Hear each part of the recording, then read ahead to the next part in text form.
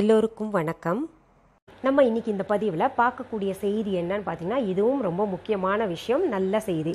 ஒரு பெண் தீர்க்க சுமங்கலியாக இருக்கிறதுக்கு என்ன செய்யணும்னு சொல்லிட்டு சௌந்தரிய லஹரியில் சொல்லப்பட்ட கருத்தை ஸ்ரீ மகா பெரியவர் சொல்லியிருக்காரு. ரொம்ப அழகாக சொல்லியிருக்காரு. ஒரு பெண் தீர்க்க சுமங்கலியாக இருக்கிறதுக்கு என்னவெல்லாம் அணியணும்னு சொல்லிட்டு ஸ்ரீ மகா பெரியவா சௌந்தரிய லஹரியில் வந்த ஒரு பாடலை சுட்டிக்காட்டி அழகாக எடுத்து சொல்லியிருக்காரு. அதற்கு ஒரு புராண கதையை தொட்டு காமிச்சிருக்காரு. ஸ்ரீ மகா பெரியவா பராசக்தி, அதாவது பார்வதி தேவியை தீர்க்கமாக வணங்கினார்ன்றது உலகத்துக்கே தெரிஞ்ச செய்தி. அவர் பராசக்தியை மங்கள ஸ்வரூபின்னே சொல்றாரு. அந்த பராசக்தியின் மங்கள ஸ்வரூபம் தான் சிவபெருமான் ஆலகால விஷம் உண்ட பொழுதும் கூட அவருக்கு எந்த பாதிப்பையும் ஏற்படுத்தாமல் அவருடைய உயிரை காப்பாற்றியது அப்படின்னு சொல்லிட்டு அழகாக சொல்லியிருக்காரு.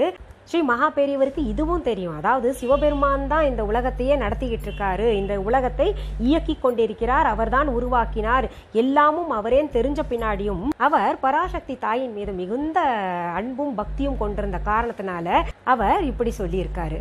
இது இன்னும் தெளிவாக சொல்லணும்னா, தேவர்களும் அசுரர்களும் பார்க்கடல் கடைந்த பொழுது தேவர்களை காப்பாற்றணும், இந்த உலக மக்களை காப்பாற்றணும்னு சொல்லிட்டு அந்த பார்க்கடல்ல கலந்த விஷத்தை சிவபெருமான் தானே சாப்பிட்டுட்டாரு.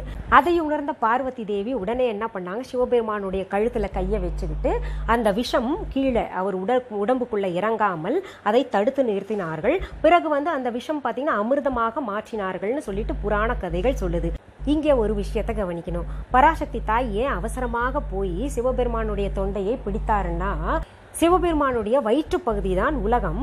அந்த உலகத்தில் பல மக்கள் வாழ்ந்து கொண்டிருக்கிறார்கள். அந்த விஷம் கீழே இறங்கிருச்சுன்னா அந்த மக்கள் அழிந்து விடுவார்கள் என்ற பயத்தின் காரணமாக சிவபெருமானுடைய தொண்டையை பிடிச்சு அந்த விஷத்தை கீழே இறங்காமல் தடுத்து நிறுத்தினார்.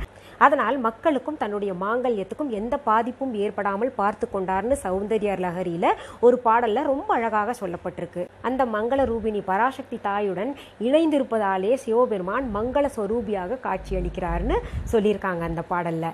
அம்பாள் மகா சுமங்கலி. அவள் காதில் தாடங்கமும் நெற்றியில் குங்குமமும் கழுத்தில் கருகுமணியும் போட்டிருந்த காரணத்தினால்தான் சிவபெருமான் ஆலகால விஷம் உண்ட பின்னாடியும் அவருக்கு ஒன்றும் ஆகவில்லைன்னு சொல்லிட்டு அந்த பாடல்ல சொல்லப்பட்டிருக்கு.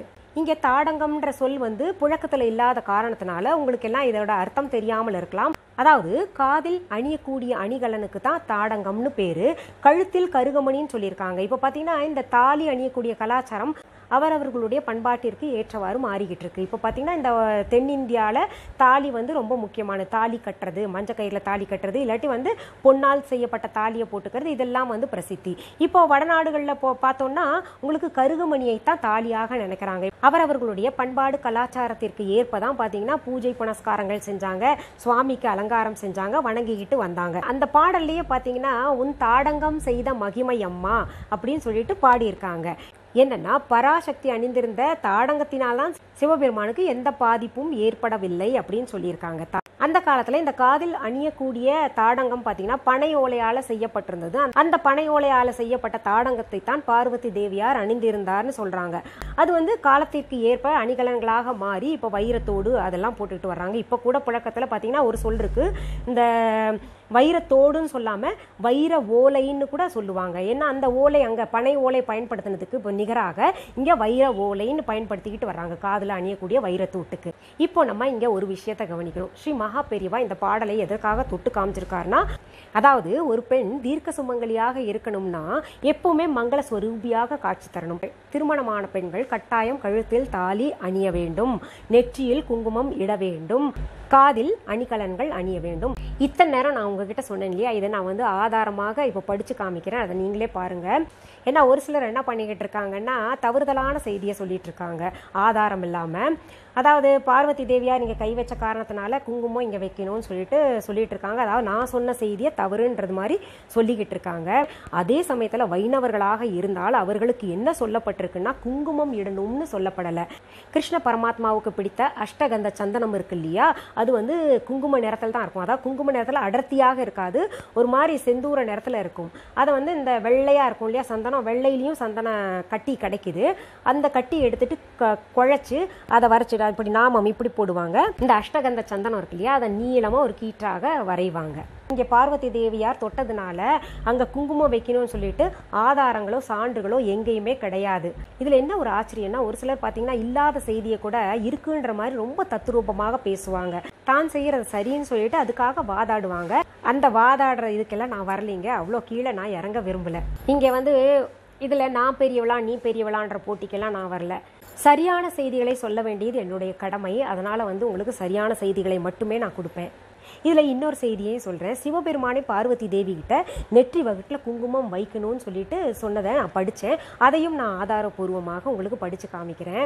அப்படி வைக்கிறதுனால அங்கே மகாலட்சுமி தாயாரே குடிக்கொள்வதாக சொல்லியிருக்கார் அவர். அப்படியே யாராவது இந்த தொண்டையில் குங்குமம் வைக்கணும்னு விருப்பப்பட்டீங்கன்னா சந்தனம் வச்சு அதுக்கு மேலே குங்குமம் வையுங்க.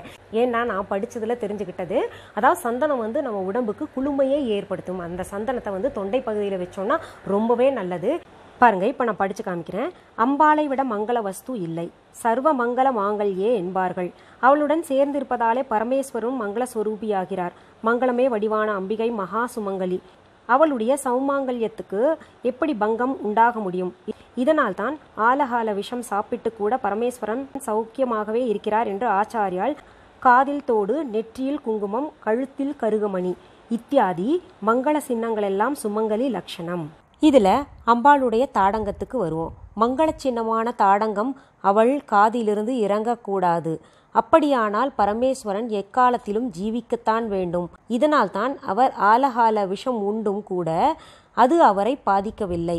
இது உன் தாடங்க மகிமையம்மா என்கிறார் ஆச்சாரியாள். இந்த சௌந்தர்ய லஹரி பாடல் மூலமாக ஒரு விஷயம் தெல்ல தெளிவாக எல்லாருக்குமே தெரியுது. நம் கணவருடைய ஆயுள் தீர்க்கமாக இருக்கணும்னா, நாம் தீர்க்க சுமங்கலியாக இருக்கணும்னா நம்ம தாலி அணியணும், நெற்றியில குங்குமம் வைக்கணும், காதில் தோடு அணியணும் கட்டாயமாக. சரி, மீண்டும் அடுத்த பதிவில் வேற ஒரு நல்ல தலைப்போட சீக்கிரத்தில் உங்களெல்லாம் சந்திக்கிறேன். அது வரைக்கும் நன்றி, வணக்கம்.